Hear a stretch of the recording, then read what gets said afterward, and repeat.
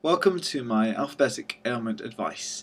Today I'm going to be talking about bronchitis.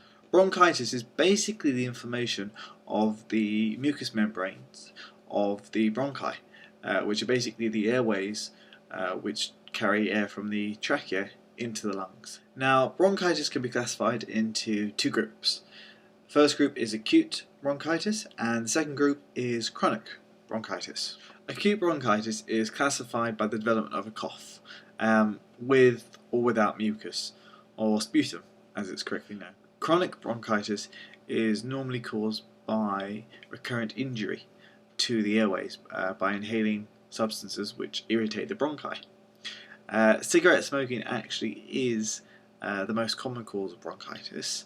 However, bronchitis is also very common in wintertime because of things like the cold.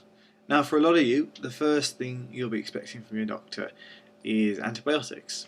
However, if your infection is virus caused, then antibiotics may not actually be the first thing your doctor recommends. Especially over the last few years, it has been heavily stressed how the overuse of antibiotics is making many of the bacteria resistant to the antibiotics we have at the moment. So don't be surprised if antibiotics isn't actually a doctor's first way forward. Sometimes it is believed that a doctor may stress for antibiotics if felt under pressure to have to do something.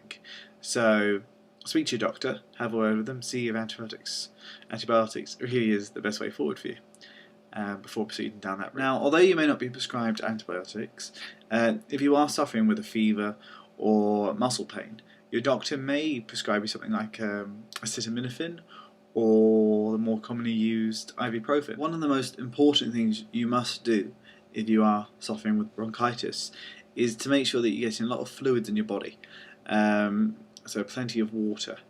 Your body is going to recover much quicker and be able to fight infection much quicker if you're well hydrated. So do make sure that if you are suffering from bronchitis, whether it's acute or chronic, that you are getting plenty of fluid into the body. Okay, so the first product on my alternative list is a product called colloidal silver.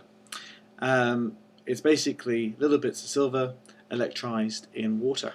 Now, silver is an exceptional metal in that it is non-toxic to the human body. However, it is extremely toxic and lethal to over 650 different disease-causing bacteria, viruses, fungi, parasites, molds. Also, because of the different germicidal mechanisms of deactivation, it can actually sometimes be very effective for viruses, illnesses that necessarily aren't so good towards antibiotics or that have kind of evolved against antibiotics. So that's number one on my alternative remedy list to look up. Second on my list is the age-old remedy of gargling salt water. It will help with pain and it will help with inflammation. So short and simple, but it will help. Third on my alternative list is quite simply eat plenty of almonds, as long as you're not allergic to them. They can help with quite a lot of different conditions. They're full of very good things to the body, and they're actually exceptionally good for respiratory illnesses. So they're kind of, in theory, fantastic for helping with bronchitis. Fourth on my list is a remedy I learned back in my choir days for the throat.